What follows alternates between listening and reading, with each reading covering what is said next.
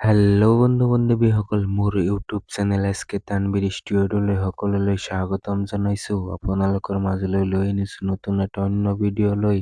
আহক সকলোৱে মিলিজুলি ভিডিঅ'টো অলপ স্কিপ নকৰাকৈ ভিডিঅ'টো সম্পূৰ্ণকৈ চাওঁ। আৰু যিসকল বন্ধু-বান্ধৱীয়ে মোৰ চেনেলটো এতিয়ালৈকে ছাবস্ক্ৰাইব কৰি দিয়া নাই, এতিয়া ছাবস্ক্ৰাইব কৰি দিয়ক।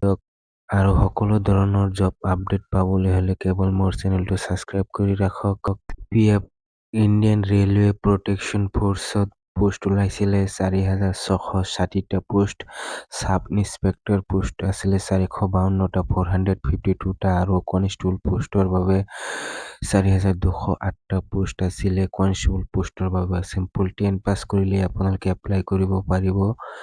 আৰু এইটো ভিডিঅ'ত আপোনালোকক সিলেকশ্যন প্ৰচেছ সম্পৰ্কে এইটো ভিডিঅ'ত সম্পূৰ্ণকৈ আলোচনা কৰা হ'ব। তো ভিডিঅ'টো অলপো স্কিপ নকৰাকৈ ভিডিঅ'টো সম্পূৰ্ণকৈ চাব।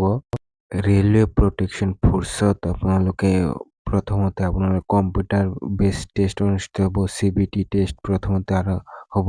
তাৰপিছতে আপোনালোকৰ CBTটো পাছ হোৱাৰ পিছত আপোনালোকক ফিজিকেল ইফিচিয়েঞ্চি টেষ্টৰ লগতে মেজাৰমেণ্ট মাপজোখ লোৱা হ'ব। সেইটো পাছ কৰাৰ পিছত আপোনালোকক ডকুমেণ্টছ ভেৰিফিকেশ্যন কৰা হ'ব।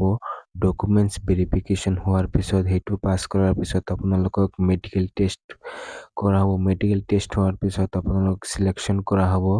বন্ধু-বান্ধৱীসকল, CBT কম্পিউটাৰ বেছ টেষ্টৰ বাবে আপোনালোকক 120 মাৰ্ক থাকিব আৰু সময় থাকিব 1.5 ঘণ্টা 90 মিনিট টাইম থাকিব। তাৰ ভিতৰতে আপোনালোকক 120 নম্বৰৰ মাৰ্ক থাকিব।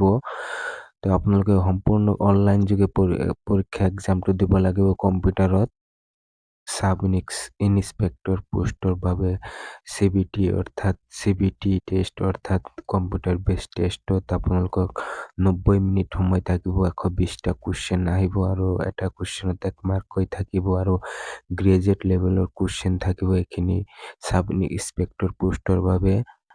কনষ্টেবল পোষ্টৰ বাবে অৰ্থাৎ CBT টেষ্টত 10 লেভেলৰ অৰ্থাৎ মেট্ৰিক লেভেলৰ কুৱেশ্যন থাকিব আৰু সময় থাকিব 1.5 ঘণ্টা অৰ্থাৎ 90 মিনিট আৰু 120 মাৰ্কৰ এক্সামটো হ'ব কম্পিউটাৰত আৰু এটা কুৱেশ্যনত 1 মাৰ্ককৈ থাকিব।